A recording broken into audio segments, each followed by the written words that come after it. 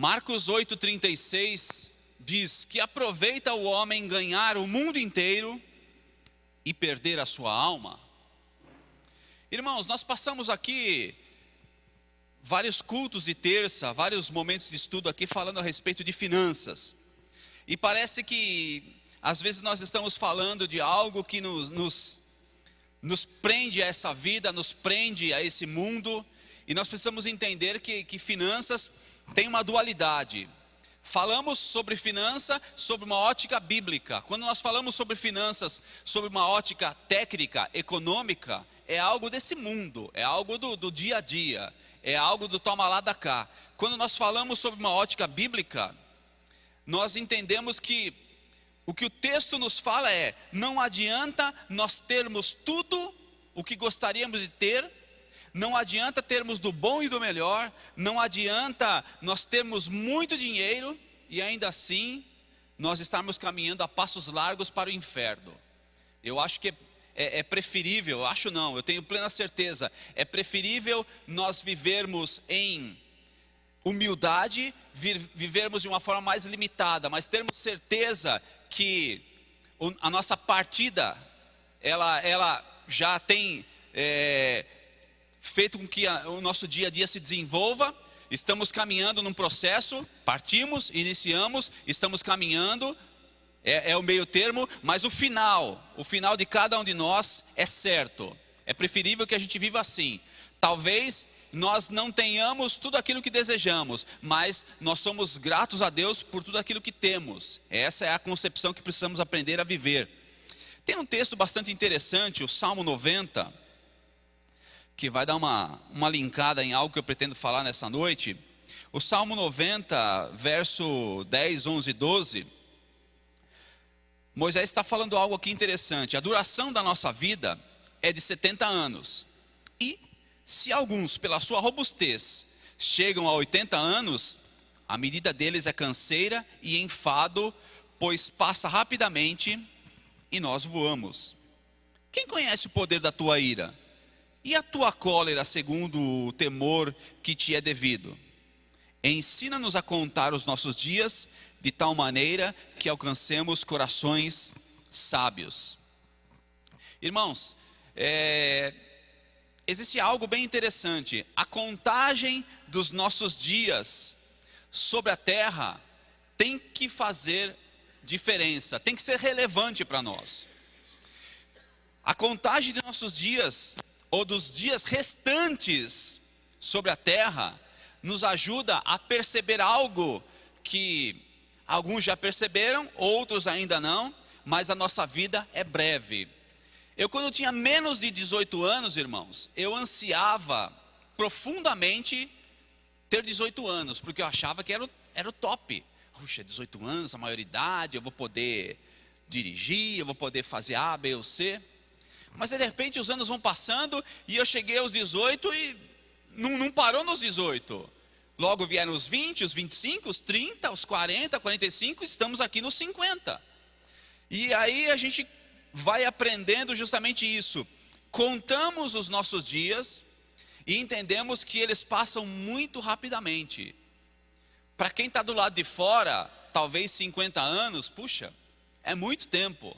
Mas quem está vivendo isso, de repente, num piscar de olhos, se dá conta que esses 50 anos já se passaram.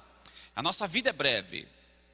E dessa forma, nós precisamos entender qual é a capacitação que o Senhor quer nos dar em relação ao nosso dia a dia. Ou seja, os dias estão se encurtando, nós estamos envelhecendo. Isso é uma realidade para todos, desde o mais jovem até o mais experimentado. Todos nós estamos, dia após dia, envelhecendo, vencendo etapas. E nós chegamos a uma conclusão que não há talvez mais tempo para decisões erradas. As nossas decisões precisam ser mais sábias.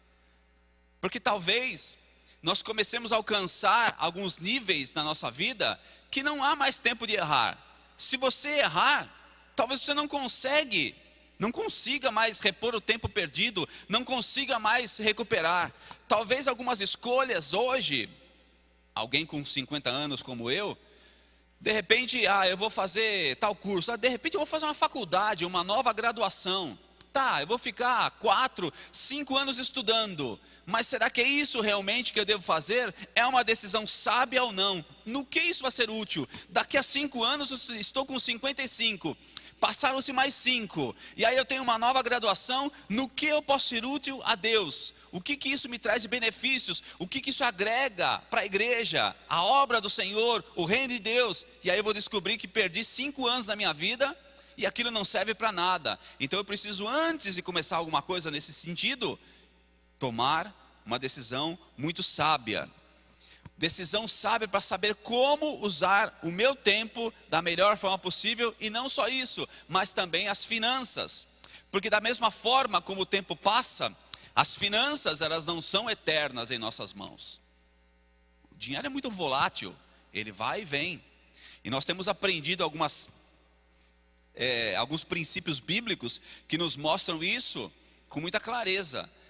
E quanto mais nos princípios bíblicos, mais firmeza nós vamos ter, menos possibilidade desse dinheiro ir embora com facilidade, e nós vamos aprendendo a usar cada centavo que vem às nossas mãos com fidelidade, pensando como se investir melhor, pensando antes de gastar se aquele gasto é necessário ou se é simplesmente um desejo, e assim nós vamos caminhando, devagarzinho. Mas seria muito bom que nós fizéssemos exatamente o seguinte, uma estimativa. Faça uma estimativa aí. Nós não somos adivinhos, nós não temos bola de cristal, mas quantos dias talvez nos restem sobre a face da terra? Alguém já parou para pensar nisso? Quantos dias ainda temos de vida? Às vezes eu penso nisso sim. E não vejo como nada mórbido não. Eu vejo como algo salutar, porque eu quero me programar para os próximos passos da minha vida. Obrigado, Ângelo. Quantos dias me restam ainda sobre a terra? Às vezes eu brinco que eu quero dobrar.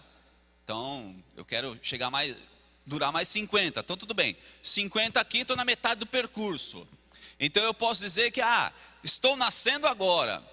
Vou realizar todas as atividades que realizei até aqui, talvez com um pouquinho mais de qualidade, talvez com um pouquinho mais de esperteza, um pouquinho mais de sabedoria. Sim, talvez. Nem sempre é assim. Na prática não é assim que funciona. Mas como essa expectativa impacta o nosso pensamento? De repente você para para pensar, bom, eu acho que eu vou durar aqui nessa terra mais uns 50 anos, eu mais uns 40, eu mais uns 60, 70, não sei. Cada um de nós pode pensar em alguns valores, ou talvez a gente chegue a uma conclusão que o viver é Cristo e morrer é lucro, né? Então, eu estou vivendo nessa terra que eu vivo a Cristo, mas o quanto antes eu for embora daqui para estar com Cristo, não tem dúvida que é muito melhor. Mas é óbvio, tudo no tempo do Senhor, nós não podemos antecipar nada. Bom, eu penso então, quanto tempo eu ainda pretendo durar aqui, se o Senhor me permitir. Tá, isso daí deve impactar o meu pensamento, o meu modo de agir, o meu modo de me relacionar com as pessoas. E que tipo de ação eu pretendo tomar? Interessante, nós não sabemos o amanhã. Mas se cada um de nós tivesse plena certeza de quando iria partir, as nossas ações seriam completamente diferentes. Completamente.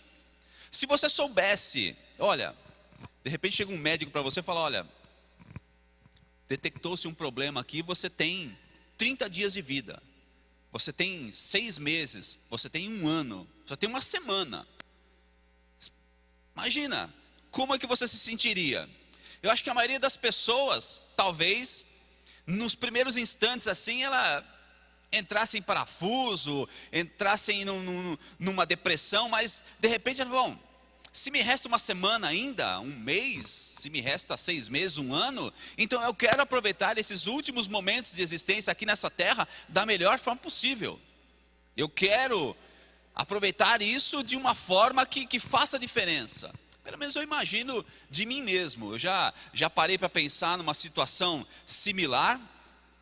E eu, lógico, gostaria de reparar alguns erros cometidos, gostaria de dizer algo para algumas pessoas que talvez ainda não tive coragem de dizer ou não tive tempo para dizer. Não coisa ruim, não afrontar ninguém, mas talvez abençoar algumas pessoas através de algumas palavras que já deveriam ter sido ditas, mas que ainda não foram. Enfim, quando nós fazemos uma estimativa do nosso percurso nessa terra, alguma coisa muda na nossa mente, o nosso modo de pensar muda. Lá no início nós falamos uma das primeiras coisas, que a Bíblia falava 2.350 vezes a respeito de finanças. E aí fica uma dúvida, para que ou por que Deus se preocupou em falar tanto? Na verdade, talvez hoje nós consigamos entender um pouco melhor isso. Deus sabia, na verdade Deus sempre soube, que a forma como nós iríamos lidar com o dinheiro iria ajudar a determinar a intimidade, o relacionamento que nós temos com Deus. Deus, ele sempre entendeu dessa forma, e ele sabia que muitas vezes o dinheiro ia nos afastar de Deus. Ele sabia, e por isso então ele saturou a palavra dele com conceitos, com princípios bíblicos a respeito de finanças, porque ele sabe que muitas pessoas acabam se deixando levar por questões financeiras, positivas ou negativas, e se afastam de Deus. Positivas porque elas acabam chegando no momento da sua existência, adquiriram tanto, capitalizaram tanto, tem tanto potencial financeiro, tem tanto patrimônio, que precisa cuidar disso tudo, que precisa ter tempo para isso tudo, e acaba se esquecendo de quem é o dono, quem é a fonte disso tudo, e acaba não dando o tempo devido a Deus. Isso é o positivo. O negativo é o contrário disso. A pessoa, ela, por N motivos, ela não conseguiu ser feliz financeiramente falando, vive uma vida estreita, uma vida difícil, uma vida arrochada realmente, com N dificuldades, muitas vezes até tendo dificuldades para se alimentar, e aí ela acha que Deus não lhe ama, que Deus não lhe quer bem, que Deus não lhe quer abençoar, e aí ela até acaba se enraivecendo em relação a Deus, e se afasta de um contato mais profundo, de um contato mais próximo com Deus. Então, na verdade, Deus sempre soube que nós teríamos um grande inimigo diante de nós. Às vezes nós imaginamos que o nosso maior rival é Satanás, mas Satanás usa de alguns expedientes que nós já vimos aqui, quando nós falamos se o dinheiro ele é bom ou se o dinheiro é ruim, vocês vão se lembrar disso, eu mencionei. Na verdade ele é neutro, depende do uso que nós fazemos. E aí eu mencionei, o mesmo dinheiro que sustenta missionários é o dinheiro que eu uso de repente para me prostituir, sem problema nenhum, é o mesmo dinheiro. Agora, a forma como ele está sendo utilizado é que mostra se ele está sendo abençoador ou não. Então, o dinheiro em si, ele não é mal, mas a forma como eu vou utilizar, sim, e aí que está a grande questão. O inimigo, o inimigo das nossas almas, ele planta algumas ideias. E aí, essas ideias são verdadeiras armadilhas, e nós caímos nessas armadilhas e somos pegos de surpresa, desprevenidos. Então, lidar com dinheiro é lidar com um elemento que pode ser uma bênção, mas também pode ser uma maldição, que pode ser um amigo, mas que pode ser um grande inimigo. E por isso Deus ele se preocupou muito. Martinho Lutero certa feita diz, é preciso haver uma conversão de coração, de mente e também de bolso. Ele falou isso, por quê? Porque ele entendia que as pessoas, na maioria das vezes, querem Deus no controle. Deus, controla a minha vida, todo o meu ser, tudo que tenho, tudo que sou. Mas quando chega na carteira, peraí Deus, aí não. Aí deixa que quem cuida sou eu. E aí eu já falei para vocês do episódio dos cruzados, quando contrataram alguns guerreiros ali que se batizavam com a espada do lado de fora. Porque meu corpo é de Jesus, minha espada não. Quem controla a espada sou eu. E aí nós vivemos uma realidade também no século 21, e que as pessoas, elas se entregam parcialmente a Deus, se entregam parcialmente a Jesus, e aí elas não permitem que aquela área financeira seja tocada. Olha, Deus, o Senhor pode tocar no meu sentimento, o Senhor pode tocar no meu intelecto, o Senhor pode tocar em várias áreas da minha vida, mas finanças eu cuido, deixa que eu cuido. E nem sempre é a melhor opção. Falamos que Deus esperava algo simples de nós. Deus é o provedor, Deus é o dono de todas as coisas, Deus é aquele que nos abençoa, Deus é aquele que faz tudo. E de nós só exige uma pequena parcela: fidelidade. Fidelidade. E a fidelidade financeira, e quando nós falamos em fidelidade financeira, já falamos aqui também, não é simplesmente ser fiel ao trazer dízimos e ofertas, porque uma coisa é você estar sendo fiel nesses 10%, nesses 15%, nesses 20%, não sei, que você traz ao Senhor em devolução.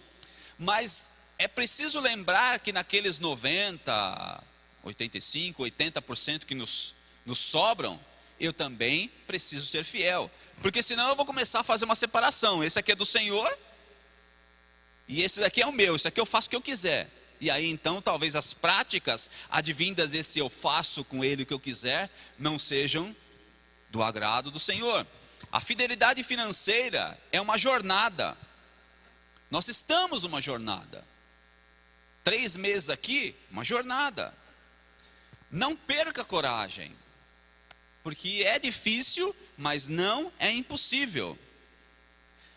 Eu não quero deixar vocês mais desanimados, mas para aplicar todos os conceitos bíblicos que nós vimos aqui em 12 encontros, se você esteve comigo nos 12 encontros, sem faltar em nenhum, você precisa de no mínimo 1 ano para colocar tudo isso em prática. 1 ano, para você ver cada um deles sendo colocado em prática e cada um deles dando certo, acontecendo algo diferente.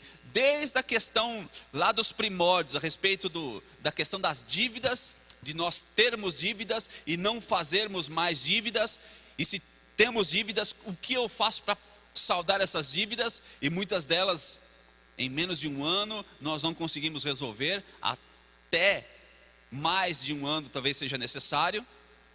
Naquele momento, quando nós passamos por momentos onde falamos sobre honestidade, sobre contentamento, sobre a nossa parte, a parte de Deus, aplicar cada um desses princípios requer tempo e amadurecimento, porque na verdade nós precisamos ser, num primeiro momento, convencidos.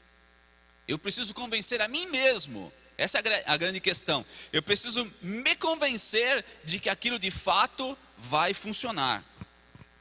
Isso que é mais difícil. Talvez quando nós começamos aqui, algumas pessoas imaginavam que nós iríamos tratar de princípios de prosperidade. Isso é plágio, irmãos. Já tem gente fazendo isso daí há muito tempo. Eu não vou plagiar ninguém, deixa eles lá. Se eles acham que o caminho é esse, deixa eles lá. Não era prosperidade, muito embora os princípios bíblicos nos levem a ela. Talvez nós, ao nos reunirmos aqui às terças-feiras, imaginávamos que nós ficaríamos conhecendo algumas dicas para ganhar mais dinheiro, para melhorar a nossa questão puramente financeira. Também não era essa a proposta. A grande questão é, tudo aquilo que Deus trabalha com cada um de nós, muito embora Ele trabalhe no campo do sobrenatural, Ele não faz mágica. É diferente o sobrenatural da mágica. Mágica é Deus estalar os dedos, abracadabra, pronto, aconteceu alguma coisa. Você estava passando por um estreito financeiro e aí Deus, abracadabra, tenha dinheiro, pronto, seus bolsos estão cheios de dinheiro. Não é dessa forma que Deus trabalha. Ele trabalha de forma sobrenatural. Todos os conceitos, sejam eles financeiros ou não, que estão na palavra, eles tendem sempre a mexer em algo que diz respeito à nossa zona de conforto. Sempre, sempre, sempre. Nós estamos numa zona de conforto, nós estamos numa situação prazerosa, E Deus precisa nos remover dessa zona de conforto, dessa situação prazerosa, e muitas vezes isso daí nos leva a confronto de ideias, princípios que nós tínhamos, princípios que trouxemos de berço, princípios que aprendemos de forma incorreta, e somos confrontados pela palavra. E o que a palavra nos diz? Isso está errado, você precisa mudar. E aí então nós passamos por esse momento de amadurecimento até reconhecer que sim, eu preciso mudar. E aí então, daquele momento em diante, eu não pratico mais as coisas dessa forma. Pronto, aquele princípio passou a fazer parte da minha vida, eu já posso passar para outros princípios. Então, irmãos, para que a gente consiga perceber as coisas que estão na palavra do Senhor funcionando nas nossas vidas, nós vamos passar por crises, nós vamos ser confrontados pela palavra, nós vamos ser desafiados pela palavra, nós vamos ouvir coisas, e se a gente não proferir com a nossa boca, a nossa mente vai dizer, não concordo com isso. É um direito que nós temos, de concordar ou de não concordar, mas não significa que a palavra de Deus, ela está sendo menos eficiente, menos eficaz, com você concordando ou não. Porque Deus continua sendo Deus da mesma forma como sempre foi. O único prejudicado nesse relacionamento somos nós. A corda sempre arrebenta para o lado mais fraco. Sempre. Sempre. Então Deus ele se propõe nessas questões financeiras aqui a nos tirar de algumas situações que temos vivido talvez N anos das nossas vidas, errando, e talvez não percebendo.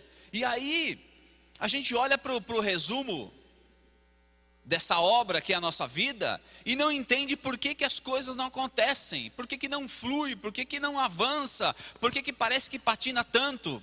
Justamente porque alguns princípios não estão sendo respeitados como deveria.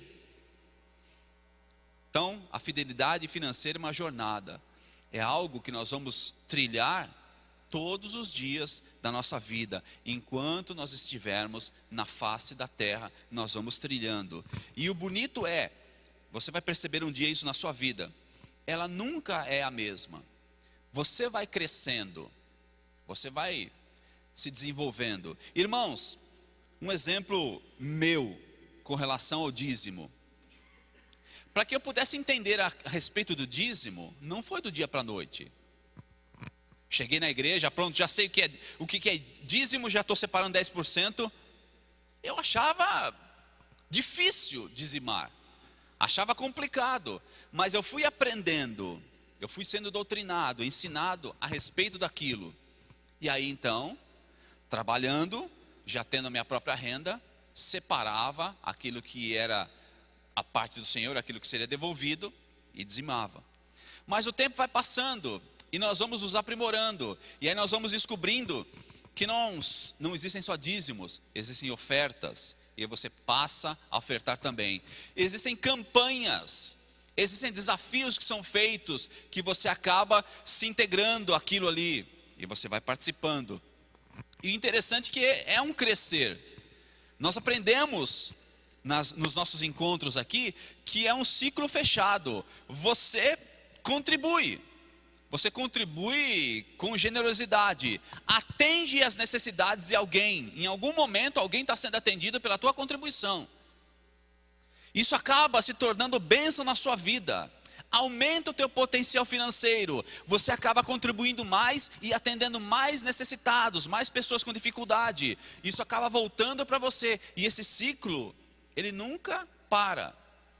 Então, com o passar dos anos, eu acabei percebendo que houve um aprimoramento. Já não há mais aquele detalhe de se preocupar até com os centavos, mas não, eu separo o valor sempre a maior, eu acho que é isso daqui, pronto, para mim é em cima do bruto e pronto. Então são coisas que nós vamos aprendendo a trabalhar, a lidar, justamente porque nessa jornada, a nossa intimidade com Deus ela vai sendo aumentada, o nosso relacionamento com Deus vai sendo estreitado, aumentado, e nós vamos descobrindo de fato quem Deus é.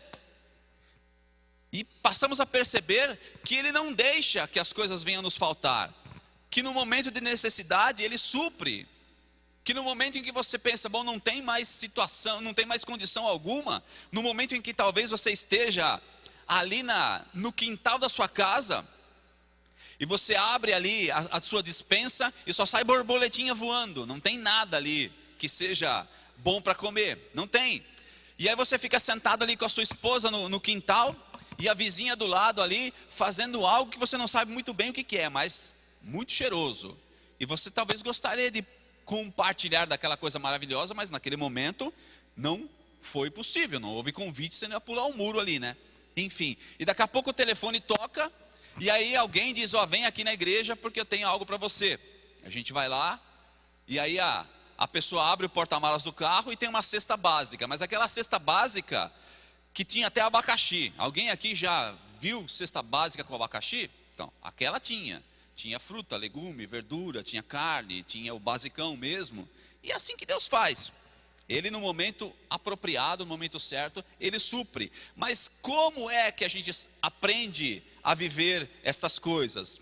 Estreitando o relacionamento, intimidade com Deus. Só vai me conhecer quem de fato anda pertinho de mim.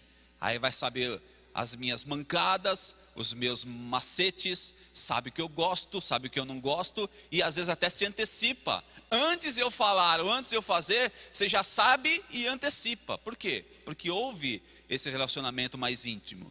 Então, queremos entender mais a respeito de finanças, queremos entender mais a respeito de fidelidade, entremos nessa jornada, não percamos a coragem e vamos aplicando tudo aquilo que nós temos aprendido, de forma fiel. Lembrando que fidelidade não é somente nas coisas grandes, porque se assim fosse, muitas pessoas talvez poderiam se sentir isentas. Deixa lá o irmão que ganha milhões, ele que seja fiel. Eu aqui no meu salário mínimo e meio, talvez não tenha necessidade, mas ao contrário, a fidelidade nas questões menores, eu considero muito mais importante do que ser fiel nas coisas maiores. Porque se eu e você formos fiéis no pouco, também nós seremos no muito.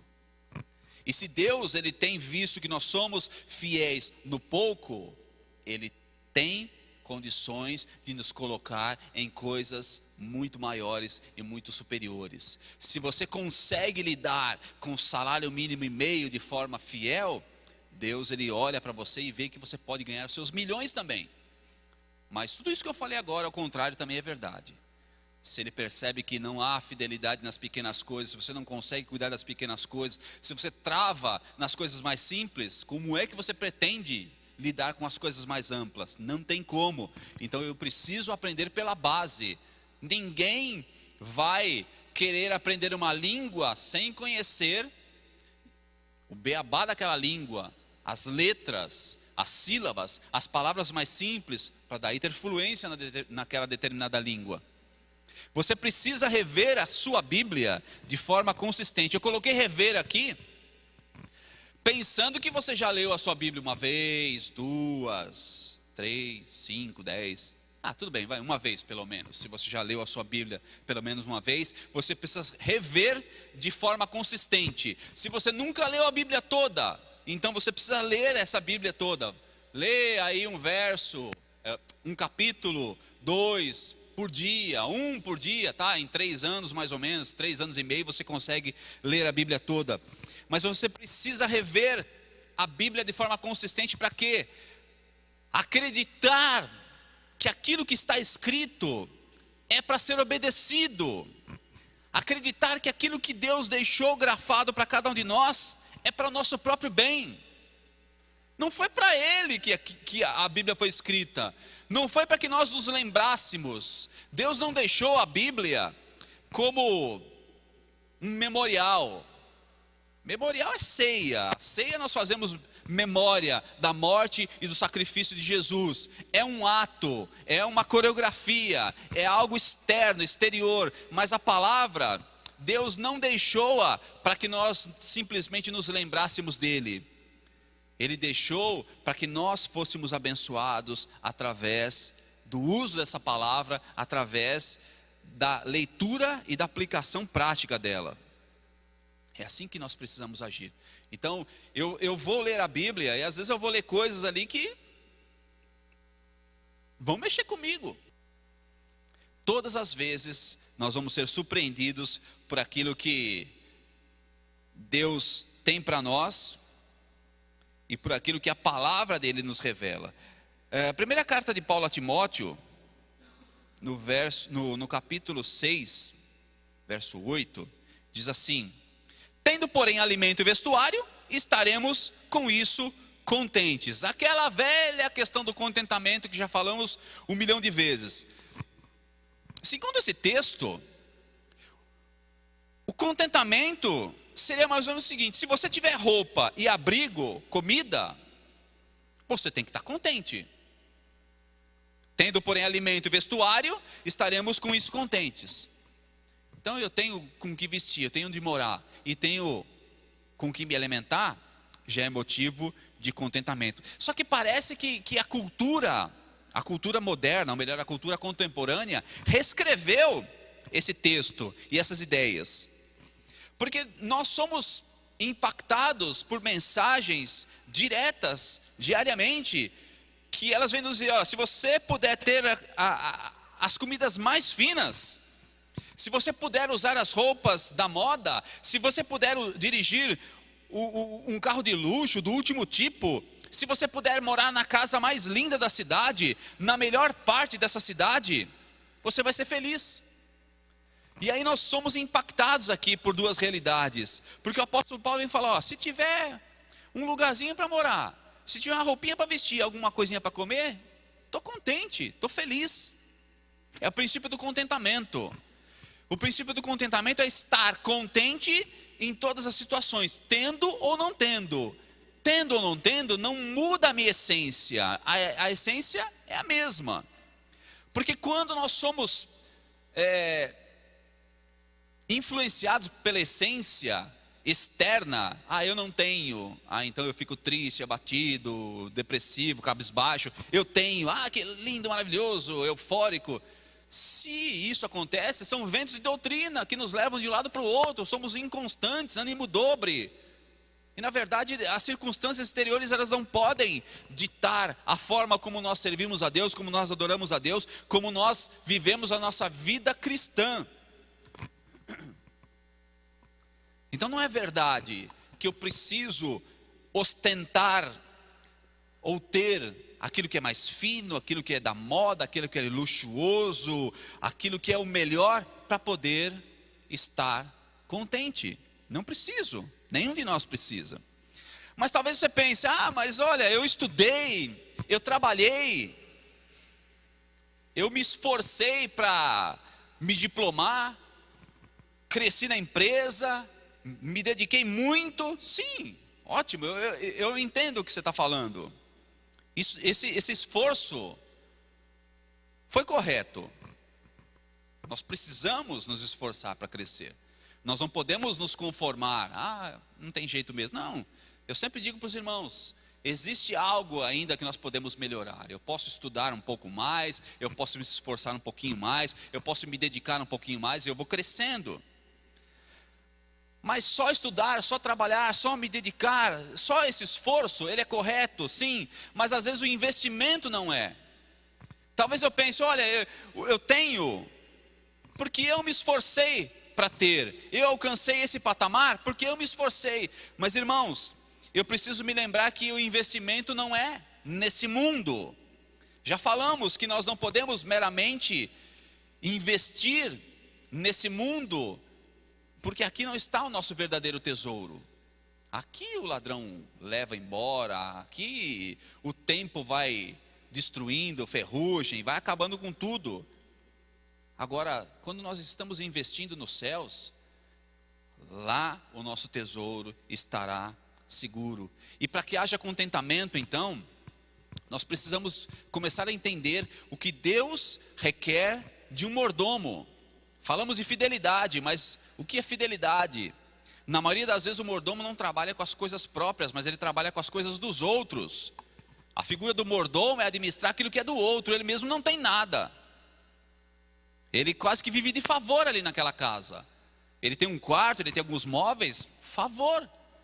Ou ferramentas que fazem parte do seu trabalho, mas tudo é do seu Senhor. E ele então precisa, de forma contente, cuidar bem daquilo que é do seu patrão, cuidar bem daquilo que é dos outros, e fazer aquilo ali render, crescer, frutificar. Não só isso, mas nós precisamos preencher esses requisitos. Pensemos um pouquinho em relação a Deus. O que Deus requer de nós? Qual é a fidelidade? Quais são as coisas de Deus que nós devemos cuidar? Muitas vezes nós nos reunimos no contexto eclesiástico, mas é só isso que Deus requer de nós? Só essa fidelidade? A fidelidade é ter na igreja um cartão de ponto, um ponto biométrico, a gente chega, marca o nosso ponto ali, pronto, cheguei. Agora eu vou cumprir o meu papel aqui, 2, 3 horas de culto ao Senhor, terminou, eu vou lá, marco a minha saída, beleza, está finalizado. Não é isso, não é isso. Deus, ele tem muitas coisas dentro dessa obra, dentro desse reino, e ele confia a nós, fiéis mordomos. E aí eu preciso então me enquadrar no requisito dessa fidelidade, e preciso confiar que Deus vai fazer a parte dele. Então eu vou ser fiel em dízimos e ofertas, confio que Deus vai ser fiel na parte dele. Eu vou trabalhar na escola bíblica, vou dar aula, vou fazer isso, aquilo outro, confiando que Deus vai continuar fazendo a parte dele. Eu vou ser um bom mordomo, eu vou ser um mordomo fiel daquilo que Deus tem colocado nas minhas mãos. Muitas vezes nós somos desafiados pelos ministérios, pelos trabalhos existentes na igreja. Olha, precisamos fazer tais e tais coisas, precisamos atender tais e tais demandas. Isso é obra do Senhor, isso é reino de Deus, irmãos. Isso não é simplesmente uma visão humana, administrativa. Porque se fosse, nós poderíamos tirar a placa da igreja lá e colocar uma placa de uma empresa, e transformaríamos isso numa empresa, mas não é. O reino de Deus não é uma empresa. Na parte administrativa, muitas vezes ela se parece, mas quando nós estamos lidando com ministérios, com a obra do Senhor, é muito mais amplo do que isso. E contentamento, ele nunca vai se comparar à preguiça. Ah, tudo bem, eu tenho aqui uma comidinha, uma roupinha. Não. Ah, não preciso fazer, não estou afim de fazer mais nada. Não é preguiça, não é complacência, não é insensibilidade, não é apatia. Contentamento é uma paz interior que aceita o que Deus escolheu para nós. O que é isso? Quando você olha para a sua vida, quando você olha para as suas posses, você consegue aceitar a escolha que Deus fez para você? Ou você fica indignado porque talvez você fosse digno ou digna de algo mais? Essa é a grande questão. Contentamento, ele vai nos trazer essa paz interior. E contentamento é também agir, é ação. Eu não fico parado. O que é agir, ação? Torne-se diligente, se esforce em se livrar das dívidas. Isso tem nos destruído, as dívidas nos destroem. Livre-se delas, não faça novas dívidas. Contribua com generosidade, ação também. Não é simplesmente o fato de contribuir, mas é o estado do teu coração em contribuir. De que forma você está fazendo isso? Há alegria nessa prática? Há entendimento nisso? Há uma esperança? Eu sempre espero, irmãos, eu sempre espero que naquele envelope que eu estou colocando aqueles valores, Deus faça um milagre. Sempre. Por mais de 30 anos da minha vida, eu sempre esperei que Deus fizesse um milagre. E de repente Deus poderia. Eu estou colocando 100 ali, Deus fazer aparecer 500. Sempre acreditei que Deus poderia fazer isso. Sempre pensando mais, nunca pensando menos. Contribua com um estado de espírito, com generosidade. Persista em manter o orçamento positivo. Seja doente com as suas finanças, principalmente com respeito ao seu orçamento. aquilo que está entrando, aquilo que está saindo, e precisa haver equilíbrio, e mais do que equilíbrio, é preciso que haja sobras. Eu vou dizer que pelo menos uma vez por semana, olho ali para o meu orçamento e fico pensando, bom, isso aqui eu posso diminuir, isso aqui eu posso passar para lá, isso aqui eu tiro daqui, e vamos sempre adequando para ver como que as coisas ficam, sempre. Porque nós precisamos viver financeiramente de um modo que não estejamos no limite, porque se uma emergência, se uma urgência acontecer, nós temos como nos socorrer. O duro é, você vem com aquele orçamento estreitinho, chega no final, você não tem o dinheiro para comprar uma bala, e aí de repente fica doente, fica gripado, precisa comprar ali uma aspirina, sei lá, um analgésico, e não tem como. É preciso que nós aprendamos a lidar com o nosso orçamento e mantê-lo positivo. Irmãos, ultimamente se fala muito em crise. Eu estou cansado de ouvir falar, porque na verdade a dita crise acabou se transformando em uma desculpa que as pessoas usam para deixar de fazer N coisas. Então tudo é crise. Eu não vou na igreja tantas vezes por semana, porque a crise, né, o combustível, enfim, está tudo difícil, tem muito bandido na rua aí, eu não vou ficar andando de noite. E aí as pessoas vão levantando muitas desculpas, e é a crise. Tudo é crise, mas irmãos, quem é que faz a crise? Quem é que lida com a crise? Eu quero ler um último texto aqui, que está em Mateus.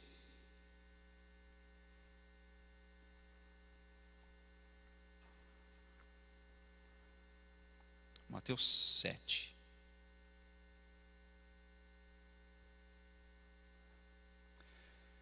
Os irmãos conhecem o texto. Todo aquele, pois, que ouve estas minhas palavras e as põe em prática, será comparado a um homem prudente que edificou a casa sobre a rocha. E desceu a chuva, correram as torrentes, sopraram os ventos e bateram com ímpeto contra aquela casa, contudo não caiu, porque estava fundada sobre a rocha. Mas todo aquele que ouve estas minhas palavras e não as põe em prática, será comparado a um homem insensato que edificou a sua casa sobre a areia. E desceu a chuva, correram as torrentes, sopraram os ventos e bateram com ímpeto contra aquela casa, e ela caiu, e grande foi a sua queda. As chuvas, as enchentes e os ventos econômicos, eles podem despencar sobre suas finanças. Eles vão despencar sobre as suas finanças. Mas se eu e você temos as nossas finanças edificadas sobre princípios sólidos das Escrituras, as finanças vão permanecer de pé. Não vai haver crise. A questão é, qual é o princípio basilar para o meu viver?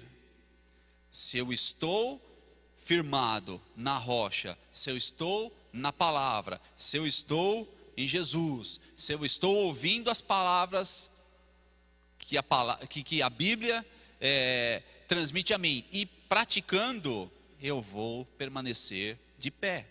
Podem vir chuvas, podem vir enchentes, ventos fortes, econômicos, dificuldades. Deus, ele vai nos proporcionar passagem por isso tudo.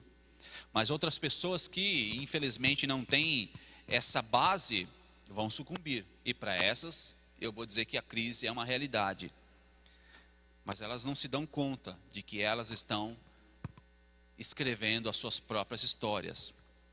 Quem é que de fato cria essa crise? São as próprias pessoas. A exploração, a lei da oferta e da procura. As pessoas. É o jeito como se lida com tudo isso. Finalizando aqui, irmãos, joguinho rápido para a gente acabar. É certo pagarmos impostos? Sim. Não só é certo como é devido. Então, tanto que o nome já diz tudo, né? Imposto. Não é facultativo, é imposto. Nós não vamos entrar na celeuma se é justo ou não, se o dinheiro está sendo bem empregado ou não. A nossa parte como cristãos tem que ser feita. Porque nós vamos ser julgados pelas nossas práticas e não pelas práticas alheias. As práticas alheias, cada um deles vão ser julgados.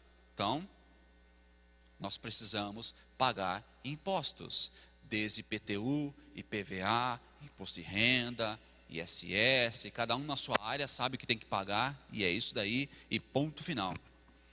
O que a Bíblia diz sobre sociedade? Sobre nós nos associarmos com outras pessoas para realizarmos negócios. Aquele mesmo princípio do jugo desigual é aplicado aqui. Ela vai desencorajar que nós nos associemos com ímpios. Eu já vi esse tipo de sociedade e já vi o buraco que isso acabou levando. O irmão que se associou com outro que não era da igreja e aí, problema. O cristão pode ser ambicioso? O que vocês acham?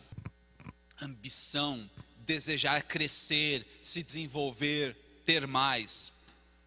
O cristão ele pode desejar o desenvolvimento. O que ele não pode ser egoísta. Aí é complicado. Mas ambicioso, desejoso de conquistar mais, todos nós precisamos ser. Precisamos olhar onde nós estamos, imaginar aonde nós podemos chegar e nos esforçar para chegar lá. E aí depois... As esposas devem trabalhar fora? Sim, não tem problema nenhum. Para somar, nunca para dividir. O meu e o seu, o nosso. Porque se a esposa trabalha fora, tem uma fase que a esposa não deve trabalhar fora. As crianças vão exigir uma presença mais contínua. Mas daí em diante, a esposa tem necessidade de trabalhar fora. Não é pecado, não é problema nenhum. O problema é fazer separação. É o meu salário e o seu salário. Não, isso está errado, é o nosso. Faz parte de um orçamento único. O que a Bíblia recomenda sobre litígio? Sobre você ter alguma diferença com quem quer que seja e aí de repente você ir às vias de fato, você processa, arranca o couro. Depois vocês deem uma lidinha lá em Mateus capítulo 18, verso 15, 16 e 17. Se alguém pecar, se o irmão pecar contra você, primeiro passo, vai conversar com ele, sozinho. Te ouviu? Beleza. Não te ouviu? Leva a testemunha, conversa. Ouviu? Ganhou. Não ouviu? Diz a igreja. Ouviu? Beleza. Não, então considera gentil publicano. Existe um processo aí. Não é simplesmente você fulminar quem quer que seja. Dê oportunidade para as pessoas. Devemos contribuir com instituições seculares? Nós sempre contribuímos com a obra do Senhor, com a causa, dizimamos, ofertamos, entramos no carnezinho, esse projeto, aquilo outro. Mas aí, de repente, instituições de fora do nosso contexto, devemos? Mas elas fazem trabalho social. Embora o trabalho seja social, é preferível que você contribua com aqueles que você conhece. Tinha um povinho que sempre ligava em casa lá, aqui é da casa não sei de onde, eu queria que você contribuísse com uma latinha de leite, R$10 para leite especial tal. Uma vez eu dei, depois aí virei quase freguês, né, porque ligava sempre, aí eu falei, não vou dar mais não. Aí depois eu conheci uma pessoa que agora se converteu, é a Dina, a esposa do Evandro, que trabalhou nesses telemarketing aí. E ela falava a parte que ficava para eles e a parte que passava lá. O povo ficava rico com as pessoas que davam dinheiro assim, ficava rico.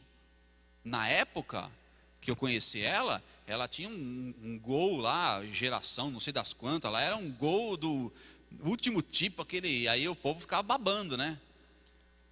Irmãos, contribua com aqueles que você conhece. Às vezes nós estamos sendo enganados. E o que falar da idolatria nesse nosso mundo contemporâneo? Idolatria não são só os ídolos. De repente uma estatuazinha que você coloca lá e passa a servir, passa a adorar. A idolatria nesse mundo contemporâneo são os veículos. Olha só, olha a roda, olha o pneu, olha o vidro, olha o que tem por dentro, o banco, tal. Idolatria. Os celulares, idolatria de bolso, as mídias que ali estão, os programas, as práticas. Idolatra-se hoje líderes, porque fala mal do reverendo não sei das quantas, fala mal, está idolatrando, o cara é de carne e osso assim como cada um de nós. Idolatra-se amigos, olha, fulano é Deus no céu e fulano na terra, eu não posso viver sem o fulano. Idolatra-se eventos, muita idolatria em cima de eventos, reuniões, viagens e etc e tal. E a idolatria desse mundo contemporâneo que vivemos aqui não é simplesmente uma estatuazinha, mas é algumas coisas que são sutis, mas que acabam roubando a centralidade do Senhor, aquilo que é do Senhor, o primeiro lugar em nossas vidas. Nós não podemos permitir isso. Acabou, irmãos, acabou. Prometo que não falo mais de finanças aí por um bom tempo para vocês, tá? Acabou aqui, não falo mais. Que Deus possa abençoar a todos. Espero que alguma coisa fique gravada na vossa mente e no vosso coração e que isso seja útil para vocês, tá? Deus abençoe a todos.